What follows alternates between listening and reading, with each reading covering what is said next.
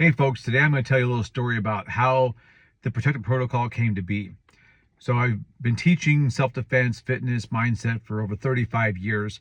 And for most of that time, even as I transitioned to an entrepreneur, opened my own business some 30 years ago, most of the people I surround myself with were other martial arts guys, fitness folks, people who are, they walk into a room confident and they have self-assurance and self-esteem and a skill set. About maybe 6-7 years ago, I decided to spend more time doing business functions, seminars, training with the folks who are not in the fitness or martial arts, worlds. And I found something quite dramatic.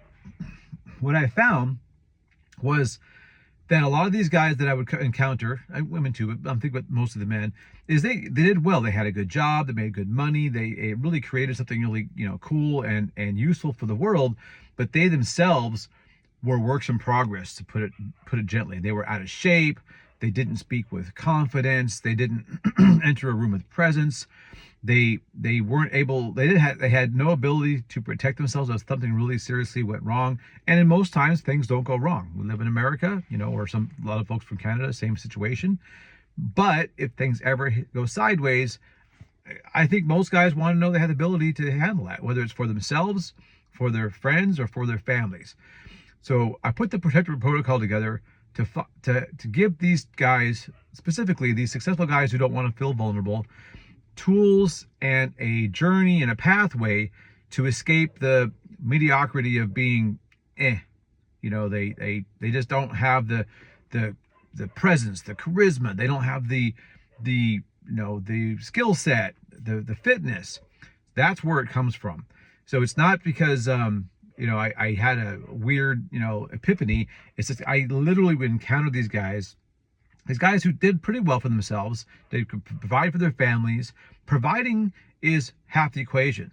Protecting is the other half. And a lot of these guys are really lacking in that. And they aren't going to, say that, but I can read it, guys. I've been doing this stuff for a long, long time.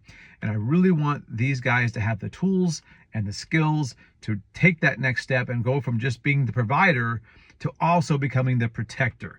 And that is where the protector protocol really comes from. That was the nexus of where this concept was born. And I really am passionate about helping these guys, because a stronger civilization comes from stronger men, and therefore stronger women and stronger children.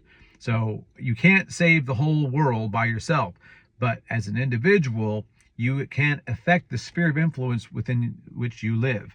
For me, that's guys. That's most people that I hang out with. That's most people I've worked with. And I'm committed to helping these successful guys who don't want to feel vulnerable to become the protector that they should be, they could be, and they will be.